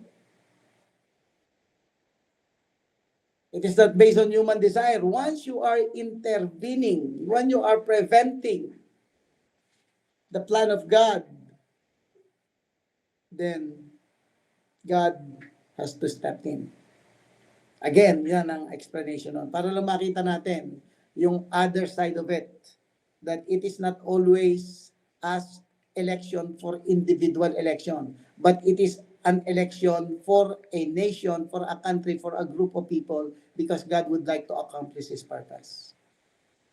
Kaya very consistent yan kasi Romans chapter 9 to 11 too is about Rome. Ano yan eh? Mga sa mga Hudyo eh. Again, I'm just saying, because both sides have their own argument based on these texts or based on these three chapters, Romans chapter 9, 10, and 11. Okay, any comment on that? You are free.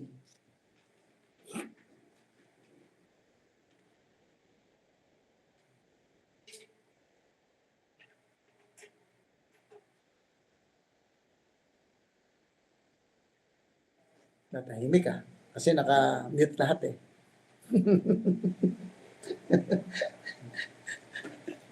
Okay, let me read. Ako na, verse 19. One of you will say to me, then why does God still blame us? For who is able to resist His will? But who are you, O human being, to talk back to God? Shall what is formed say to the one who formed it, why did you make me like this? Does not the potter have the right to make out of the same lump of clay some pottery for special purposes and some for common use? What if God, although choosing to show His wrath and make His power known, bore with great patience the objects of His wrath, prepared for destruction?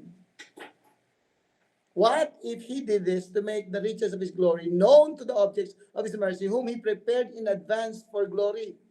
Even us, whom He also called, not only from the Jews, but also from the Gentiles, as He says in Hosea, I will call them my people who are not my people, and I will call her my loved one who is not my loved ones. And in the very place where it was said to them, you are not my people, they are be called children and the living God, Isaiah cries out concerning Israel, although the number of the Israelites be like the sand by the sea, only by the remnant will be saved, for the Lord will carry out His sentence on earth with speed and finality. Okay. If I'll keep on reading, there are two tensions. The tension is the choosing of God for people to be saved individually. Or is the whole text speaks the choosing of the Jewish nation for His purpose. Kasi ganun din, for an individual with a purpose. Di ba? Kaya tayo pinili ng Diyos kasi may purpose ang Diyos sa atin. That's right. But the tension of the verse is hindi lamang pwede mong interpret yan based on the individual salvation, the choosing of God, elected by God for a purpose, but the context, the whole chapter, is speaking about the nation whom God has chooses to accomplish His purpose. Do you get the point? Kung bakit may tension dun sa text na ito, sa chapter na ito? Kung bakit yung mga doktor na ng Biblia na napakatagal ng mga nag-aaral, sila, hindi rin sila magkasundo. What do you think, Sid, Christian, Hannah? Don't be afraid to speak out what you know. Well, a little bit, kaya nga tinanong ko kayo ng mga una eh. Ano yung inyong mga I'm not saying that you're wrong, okay? But I just want you to comment on that other side that this is not about individual salvation, but this is about choosing of God as a nation. Kasi may argument kasi talaga eh. Dito sa verse 30, Israel's unbelief. What then shall we say that the Gentiles who did not pursue righteousness have obtained it, a righteousness that is by faith? But the people of Israel who pursued the law is the way of righteousness have not attained their goal. Why not? Because they pursued it not by faith, but is it by works. They stumbled over the stumbling stone as it is written. In short, meron ding mga Israelites na kung saan hindi naman talaga ligtas. No, hindi ginagawa niya halimbawa yung mga disobedient. Now, even from the beginning of the chapter, ang concern ni Paul is the nation of Israel. Nakalimutan na ba sila ng Diyos? Gusto ko sana silang maligtas talaga. Is it for individual or is it as a nation?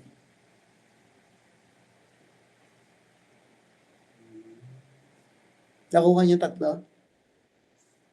It's little by little. Kasi kaya mahalagang paulit-ulit eh. Okay, I'll give you an option to read it continuously, to think about it, to process it in your mind. At least meron kayong another perspective of the chapter that immediately when you read it, it has been challenged. Pang individual ba ito? Or is it for a nation because God would like to accomplish His purpose?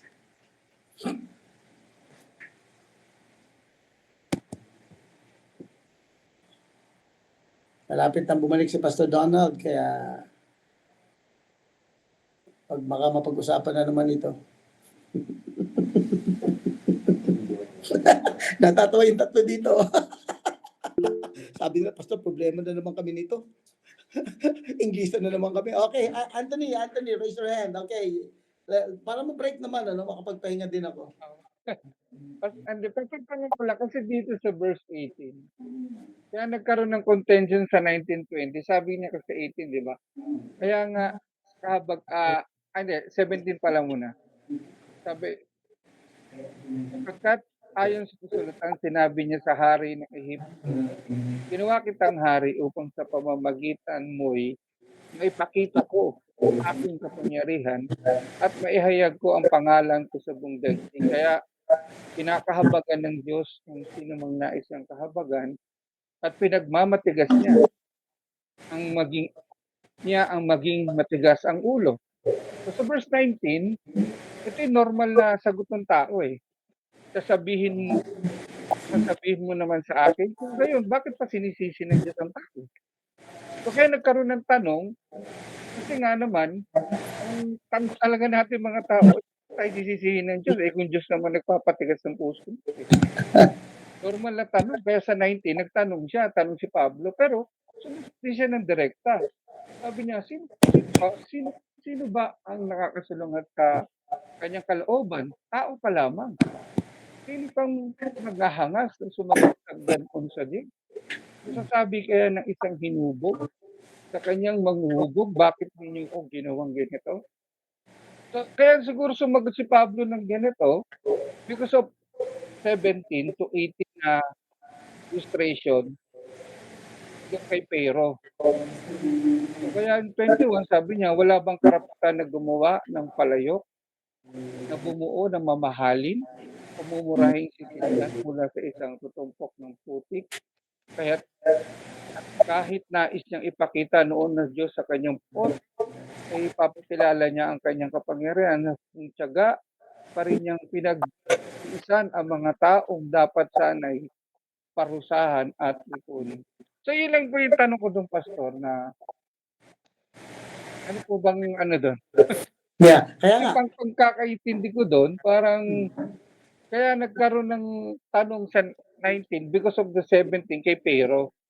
So, Mhm. in-illustrate niya si Pero. Siyempre, normal talaga yun. Tatanong yung tao, pa tayo ano yun ng Diyos? Yung Diyos naman pala yun. Mhm. Nagpapatigas ng puso. Yeah. So just like what you said, talagang as it is, yun ang talagang paliwanag, di ba? So there's no problem with that, with that story. The tension is this. Inia-apply ngayon sa tao yan, which is the predestination side, di ba? Yung kaligtasan. So ganun din ang Diyos pagdating sa kaligtasan. Kung sino ang pinipili niya, walang pwedeng magtanong doon. At totoo naman yon. Di ba? Walang pwedeng magtanong doon.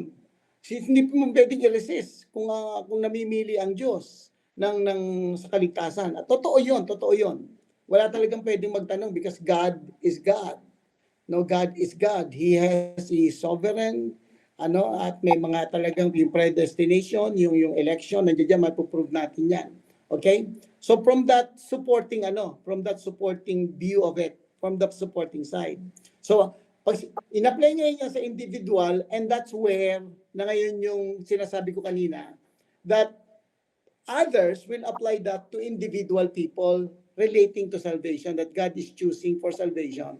Ayaw lang nilang sabihin din that God is choosing people to help. Of course, madalang yung maririnig mong gano'n. No, di ba? Tama ba? Hanggang pare, may iwasan yung term na yan eh. But, the other side of it, this is an election of God for the nation of Israel. And when Pharaoh tried to prevent it to happen, God raised him up for that purpose. Of course, ibig sabihin, because God has a plan for the nation of Israel, pinipigil ito ni Pharaoh. So kung pinipigil ito ni Pharaoh ngayon, so God, kung ba pinatigas ng puso ng Diyos itong puso ni Pharaoh para mapigil ang purpose ng Diyos for the nation of Israel? Hindi ba ito pwedeng gumawa ng hakbang ang Diyos para patigasin ang kanyang puso? Because Pharaoh is involved with the people, with the prevention, trying to prevent the plan of God for humanity, which is the revelation of Jesus Christ. So that's the other side of it. So in short, yung sinasabi mo, Sid, that's also a good argument. But yun nga, on the other side, tayong mga nag-aaral ng Biblia din at yung other persuasion of this, other view of this, no, hindi yan applicable doon sa kaligtasan ng mga tao. While parang yun ang sense. But because of the context, because of the continuous wording of the word up to the last verse of it, that it is concerned about the choosing of Israel as the elected, predestined group of people or nation to fulfill the plan of God. So, in short, I am not disputing you. Ang sinasabi ko lang, Sid, yun ang argumento on the other side, na hindi yan patungkol sa individual. It is about the nation. Okay, so Joel, alam ko, sa other side ka. Okay, sige. Dito sa Pastor, sa verse 17, sa Romans 9:17, malipat dito tayo sa Exodus 9:16, sinabi niya dito, Exodus 9:16? Exodus 9:16, sabi niya dito, ngunit hindi ko ginawa iyon upang ipakita sa kanya ang aking kapangyarihan at sa gayoy kilalanin ako ng buong daigdig. Yun yung inaano niya dito. Mm-hmm. Mayroon akong dito, Pastor, na yung sa 17, sabi, praising the Lord using what is available but not forcing to issue. In other words, God did not predestine pero to take a position of rebellion, leaving him having no choice in the matter. As stated, God used the stubbornness of Pharaoh, which was Pharaoh's own choice to glorify his name, God's name. Yun na yung sa Romans 9:17, yung predestined pero to Pharaoh. Yeah. Now, yeah. So, there's one, mga Hebrew scholar, mga Hebrew scholar may yung salitang hardened diyan sa binasa mo sa Hebrew, sa Hebrew word. Again, I forgot the exact Hebrew word of it. Ang sinabing hardened diyan, pinatigas ni Pero yung kanyang puso, at dahil sa pinatigas niya, patuloy na itong pinatigas ng Diyos. In short, yun ang pagkakasabi niya sa Hebrew word, na matigas na si Pero pinatigas pa ng pinatigas pa ng Diyos yung kanyang puso. That's according to some Bible, ano. Pero may argument din naman diyan, Brother Joel. Yes. Kasi sinabi na ni ng Panginoon kay Moses nasabi niya, huwag kang mag-alala, patitigasin ko puso ni Pero. Before i-approach ni Moses si Pero. Again, ang argumento naman ng other side, nakita kasi ng Diyos na hindi papayag si Pero. Kaya patitigasin pa niya ng patitigasin. Based on the Hebrew word. Kasi nga, ang Hebrew word nga daw doon sa hardened, actually, hindi ko na talaga maano yung Hebrew word. Ang ibig niya sabihin, pinatigas na ng Diyos. Parang pinakita po nito sa mga tao yung maaari po niyang gawin o yung kapangyarihan po para po maniwala yung mga tao sa kanya. Yun nga ang argumento doon. Yun yung argumento na ang sabi ni dito ni Gerald, para ba maipakita sa tao? Ano sabi mo, Gerald? Para po na maipakita sa mga tao yung maaaring gawin ng Panginoon, yung kapangyarihan ng Panginoon. Para maipakita sa mga tao kung ano maaaring gawin ng Panginoon, di ba? Now, let me rephrase that for the argument on the other side. Para maipakita ng Diyos na walang makakapigil sa kanyang plano. Ano yung plano? Na gamitin ng mga Jewish people, this race, para ang Panginoong Jesucristo ay ma-reveal. So again, that's the other persuasion of it. That's the explanation of it on the other on this side. But on the other side, meron namang explanation, yung kabila, na sinasabi nila, hindi, talagang pinatigas na ng Diyos yan. Pinatigas na ng Diyos sa simula pa lang. Pinlano na ng Diyos na pinatigas na ng Diyos yung puso niyan. Yun ang argumento sa kabila. Pero again, meron ding katwiran yon. Kasi yung nabasa kong Hebrew word na yun, of course, maaaring leaning na siya doon sa isang other side. But the same thing naman kumbaga sa kahit saan ka tumungo dyan talaga sa persuasion na yan, dalawang yan. Ang mahalaga, yung kaligtasan natin is only by grace, by faith. Lahat naman tayo yon. Okay, so that's a good sino sa inyo nakakita nung anong yon na before that, sinabi na ng Panginoon na patitigasin niya yung puso ni Pero? Kasi yung binanggit mo, ano yon? Anong verse yun, Exodus chapter, Joel? Can you repeat that verse? Nag-restroom ka, Chapter 9, verse 16. Chapter 9, verse 16. Marami kong magagaling na dito Chapter 9, verse 16. Chapter 9, verse 16. In the very deed for this cause have I raised thee up, for to shew in thee my power, and that my name may be declared throughout all the earth. Okay? Alam nyo, tingnan nga natin yung hardened. Punta ako sa King James. Ang style ko, pagka gusto kong makita, pupunta ako sa King James sa aking Bible Gateway, at pagkatapos, hahanapin ko yung hardened. Siguro, ganun din ang ginagawa ninyo. Okay? So, meron salitang hardened dito for 33 times.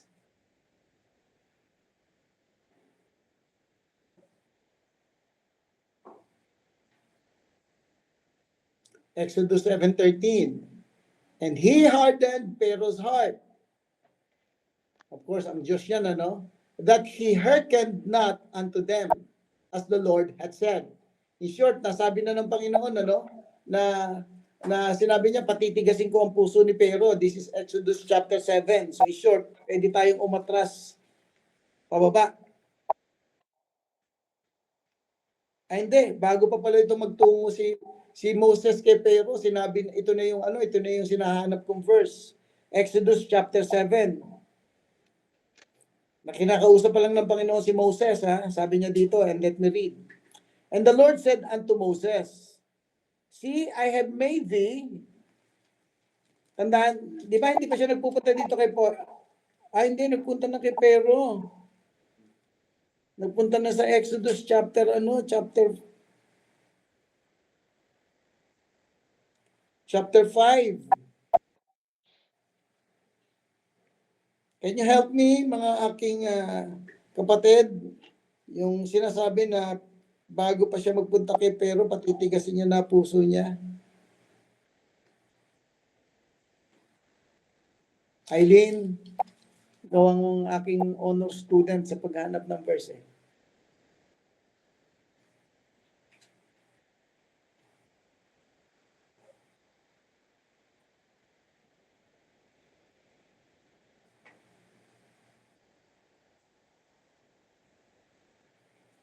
Mali yata ako Wala yata yun Meron ba nun?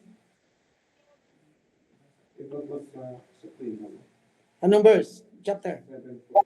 Verse, ang chapter ano? Hindi ko lang po na Chapter ano? 7 po. Oo, kaso ano yan nanggaling na si Moses kay Pero dyan Ang hinahanap ko before that. O baka wala talaga.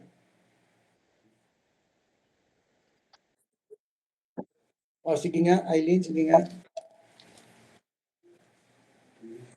7 na yan. 13, 14.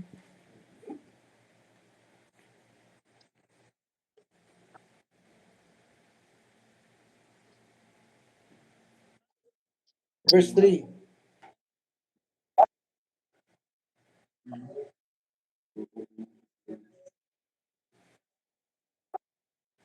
Oh, yun na yun. Tama yun. Yun na yung before pa niya, bago pa siya lumapit kay dito, di ba, kay Pero. Sinabi niya dito pupunta kay Pero para sabihin mo sa kanya na ilalabas mo yung mga tao ko out of slavery. At sabi niya sa verse 3, yung sabi sa verse 1, And the Lord said unto Moses, See, I have made thee a God to Pharaoh, and Aaron thy brother shall be thy prophet. Thou shalt speak all that I command thee, and Aaron thy brother shall speak unto Pharaoh, that he send the children of Israel out of his land. And I will harden Pharaoh's heart, and multiply my signs and my wonders in the land of Egypt. That Pharaoh shall not hearken unto you. So in short, sinabi na kagad in advance. Yeah, thank you, Eileen.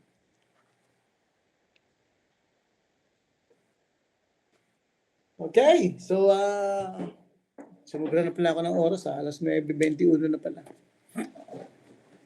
But anyway, so let me let me just encourage you, read the whole book and read it from a different lens.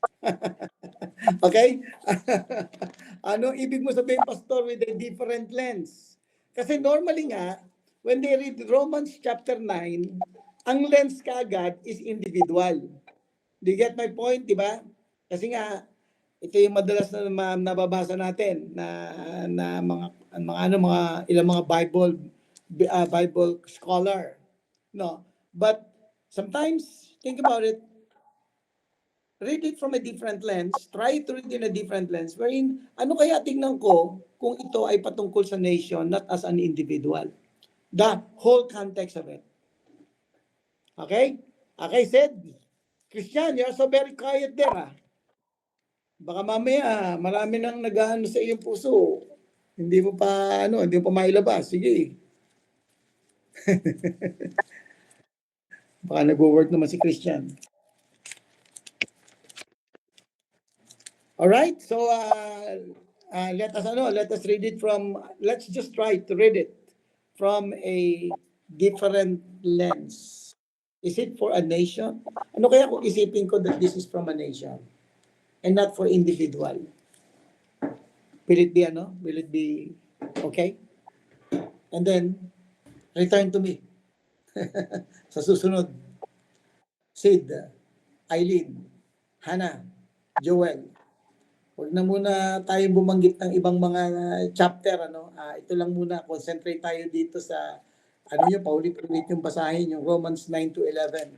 And then, when we meet, I will let Sid be the, I'll give Sid 10 minutes to 15 minutes to explain. And then, ganun din kay, kay Eileen, sa lahat ng student. Siguro tigta 10 minutes, bigyan ko kayo tigta 10 minutes. And go back on,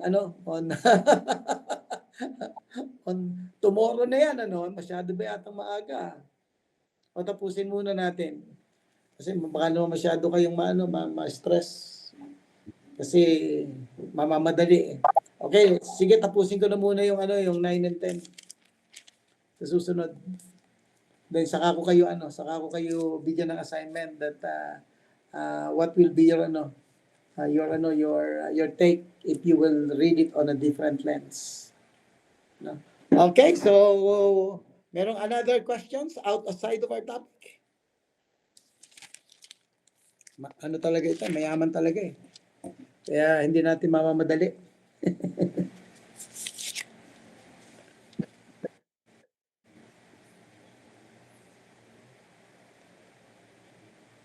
All right, so let's pray.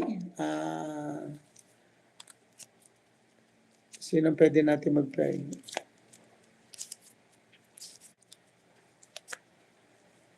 Silingan natin si Gerald, can you come here please? Para marinig naman nila yung prayer. Dito ka. Close si prayer. Okay, let's pray. Let's pray. Panginoon, salamat po Panginoon sa pagkakataon na ito na kami po ay kinabayan nyo. Ganun na rin po kay Pastor Jesse sa kanyang pagtutulong Panginoon sa aming discussion sa mga oras na ito, sa aming mga natutunan Panginoon na patuloy nyo na remind nyo palagi Panginoon na tumatakbo lagi ito sa aming isipan Panginoon na patuloy na magamit ito namin na maging serve po namin Panginoon na patuloy na lumago Panginoon sa inyong masalita Panginoon na matuto Panginoon na kayo po ang magbigay Panginoon sa amin ng karunungan Panginoon na maunawaan Panginoon ang mga tinuturo ni Pastor Jesse na patuloy na magbigay pa po ng kalaman Panginoon na patuloy na lumalim pa po sa salita niyo Panginoon. Salamat po sa time na ito na kami po ay nakapag-discussion sa gabi na ito na kayo po ang patuloy na kumilos sa bawat isa Panginoon at gumabay Panginoon sa bawat isa na maging may apply din po nilang mga natututunan po dito sa mga dinidiscuss po dito na pinag-aaralan Panginoon. Patuloy po kayong gumabay. Ito na po muna. Patawarin niyo rin po kami sa aming pagkakasala sa isip, salita, sa gawa. Ito na po muna sa lang sa pangalan ni Yesu Cristo. Amen. Amen. Okay. So sige po. Good night. Good night to everybody. It's blessed to have you. Again. Salamat, Pastor. Salamat. Okay. Thank you. Good night.